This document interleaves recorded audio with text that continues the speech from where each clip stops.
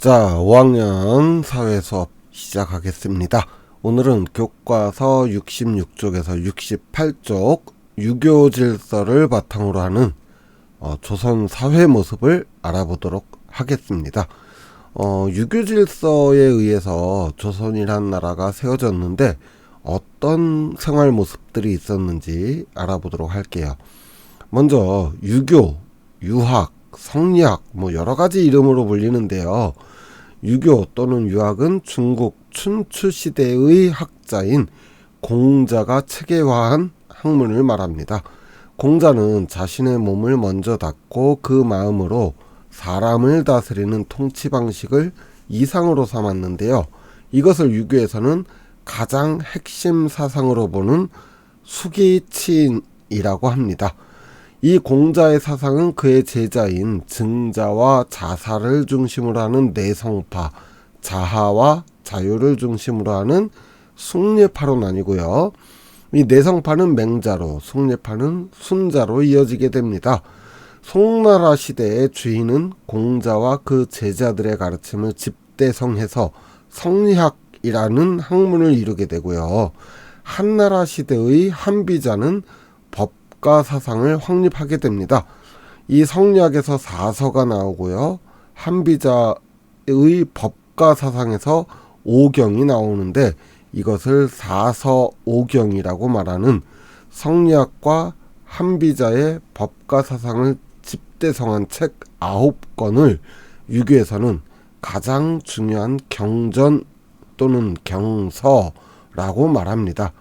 유교는 엄밀히 말하면 자신의 수양에 힘쓰고 천하를 다스리는, 이상적으로 다스리는 것을 목표로 하는 학문에 가깝지만 종교적인 성격이 짙어서 유교라고도 부르는 겁니다.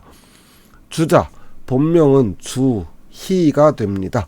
남송시대 공자의 가르침을 집대성해서 사서의 기초를 닦은 성리학의 창시자인데요. 고려 말 신진사대부라 불리는 사람들은 정도전, 정몽주를 중심으로 송나라에서 이 성리학을 배워 과거 시험을 통해 등용된 사람들이었어요. 이 사람들은 성리학과 공자의 가르침대로 백성을 위한 신분질서가 엄격한 사회를 꿈꿨습니다. 그래서 이성계를 중심으로 하는 신흥 무인 세력과 함께 새로운 유교 질서를 기반으로 하는 국가 조선을 건국하게 된 거죠. 이러한 유교 국가의 이상은 왕을 중심으로 사대부들이 주축이 되어 백성들 모두가 잘 사는 나라를 꿈꿨습니다. 이 유교 또는 성리학이 꿈꾸는 나라는 왕은 학문을 닦아서 백성을 위한 왕도 정치를 실현하는 이른바 왕도 정치를 할 의무를 지니고, 백성들은 나라에 충성하는 충, 부모에 효도하는 효를 기반으로 살아가는 사회였습니다. 이런 왕도 정치의 표본이라고 할 수 있는 임금이 우리가 지난 시간 살펴보았던 조선 4대 임금 세종이었는데요. 세종대왕은 집현전을 중심으로 임금과 신하의 학문 토론인 경연을 매일 펼치며 학문을 닦았을 뿐 아니라 백성을 아끼는 애민 사상을 바탕으로 각종 법과 제도를 정비하고 시행한 성군으로 손꼽히고 있죠. 조선시대에 편찬되었던 삼강행실도는 유교의 기본 가르침인 삼강오륜에 대해 백성들이 알기 쉽도록 그림과 함께 엮어서 만든 책인데요. 이 삼강오륜이라고 하는 것은 유교 질서의 가장 기본적인 가르침으로, 먼저 삼강은 신하는 임금을 섬기고, 아내는 남편을 섬기고, 자식은 부모를 섬긴다는 기본적인 사회 질서를 다루고 있습니다. 그러니까 삼강 하면은 질서가 있다라는 거예요. 서열이 있고 계급의 차별이 있다라는 얘기입니다. 자, 그렇다면 오류는 5가지의 구체적인 윤리인데요. 임금과 신하는 의리로서 서로를 지키고, 부모와 자식은 친밀함으로 섬기고, 부부 사이에는 서로 역할에 대한 구별이 있어야 하며, 어른과 아이는 순서가 있고, 벗을 사귈 때는 믿음으로 함께 하여야 한다는 내용을 담고 있습니다.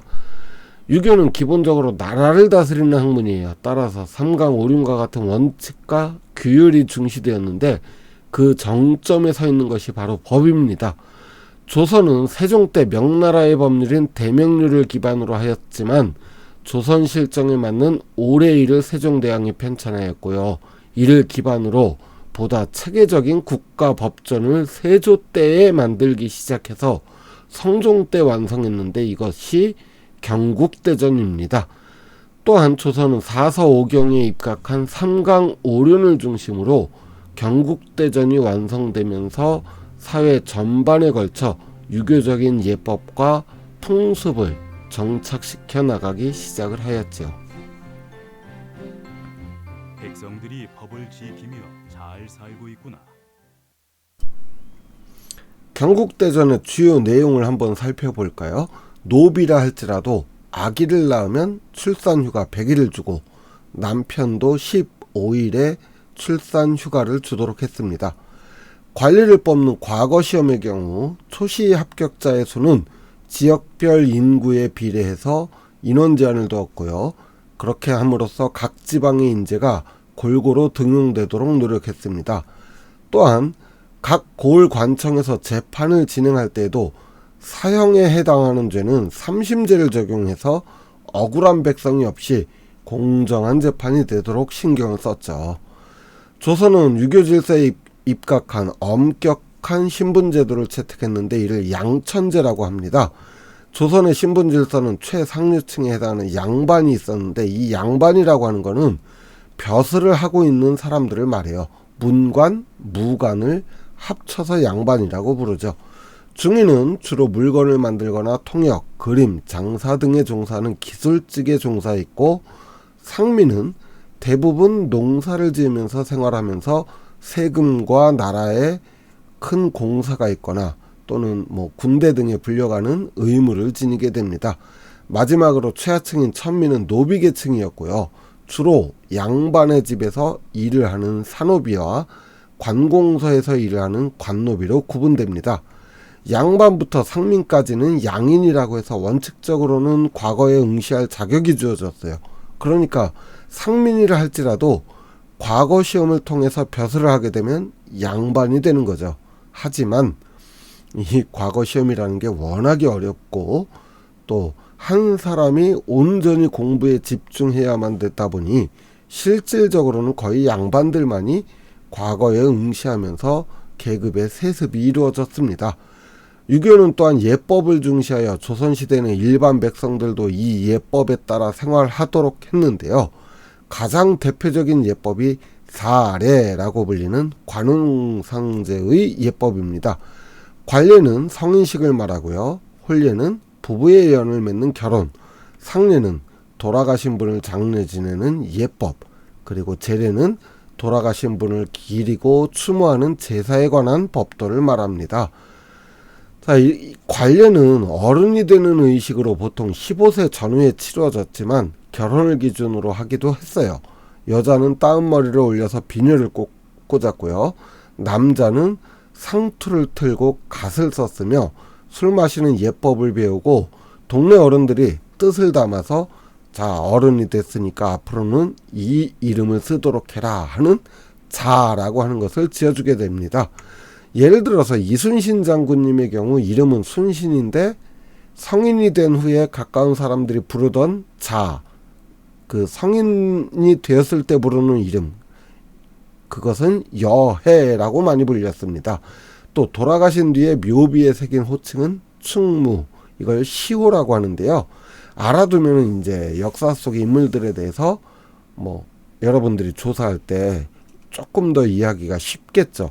아마 여러분들이 역사 속 인물을 조사하다 보면은 어디 무슨 성씨의 이름은 뭐고 자는 뭐고 시호는 뭐고 호는 뭐다 막 이러는데, 이 호라고 하는 거는 이제 스승이 붙여주는 게 일반적이고요. 물론 신사임당처럼 본인이 스스로 호를 지어서 붙이기도 했습니다. 그리고 자라고 하는 것은 관례를 치를 때 어른들이 붙여주는 이름이 되겠습니다.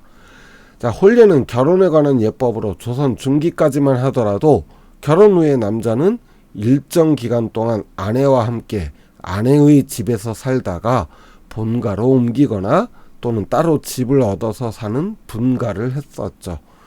상례는 돌아가신 분을 장례 지내는 풍습으로 일반적으로 관에 모신 뒤 3일 뒤 매장이나 화장을 하는 3일장으로 치른 후에, 양반들의 경우 부모님이 돌아가시면 부모님 묘 옆에 가묘를 짓고 3년 동안 매일 아침 부모님의 묘소에 인사하는 시묘살이를 하는 것을 미덕으로 여기기도 했습니다.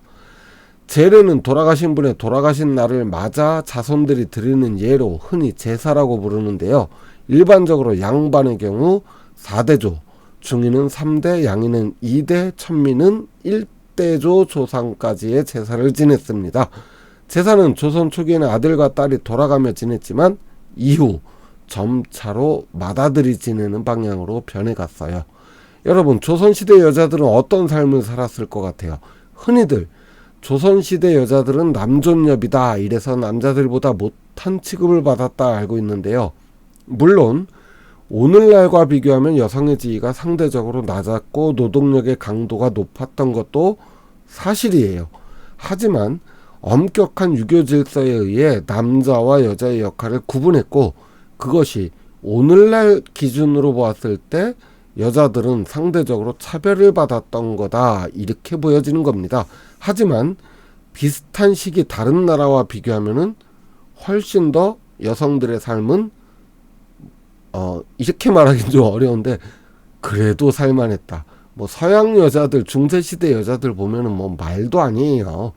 자, 뭐 단적인 예를 들어보자면 왕실의 경우 여자들인 내명부의 경우 중전과 대비가 절대적인 영향력을 행사했고, 왕이라고 할지라도 내명부의 일에는 간섭을 못했어요. 또한 양반집의 경우 재산을 관리하는 일 역시 대대로 여자들이 곡간 열쇠를 쥐고 관리를 행사했으며, 남자들은 이런 일에 관여하는 것을 수치로 여겼어요. 자, 조선시대 여성을 이야기할 때 신사임당을 빼놓고는 얘기할 수 없습니다. 신사임당에 대한 간단한 소개를 영상으로 한번 살펴볼게요.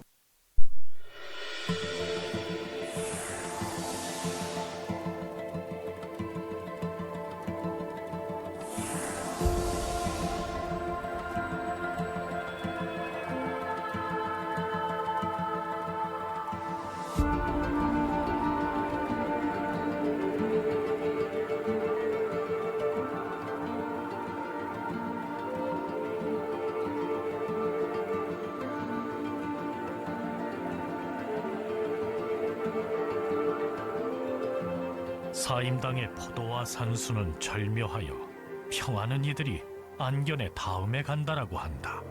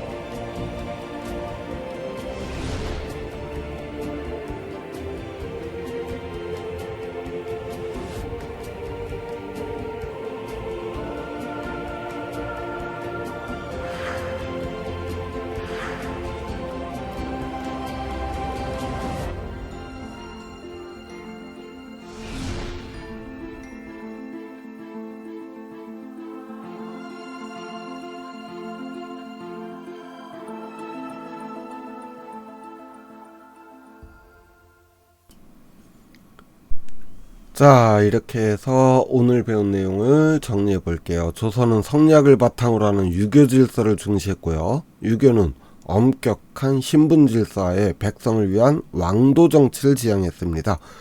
유교 질서를 확립하기 위한 경국대전은 조선 최고의 법전으로 세조 때에 편찬하기 시작해서 성종 때에 완성이 되었고요. 조선시대는 신분에 따라서 할 수 있는 일과 역할이 엄격하게 구분되었습니다. 조선 초기 불교적 생활 습관이 많이 남아 있었지만 후기로 가면서 점차 유교적인 생활 습관이 자리하게 되었습니다. 자, 이렇게 해서 오늘 배운 내용은 끝이 났고요. 다음 시간에는 임진왜란에 대해서 알아보도록 하겠습니다. 오늘 공부 여기서 마칠게요. 수고하셨습니다. 안녕.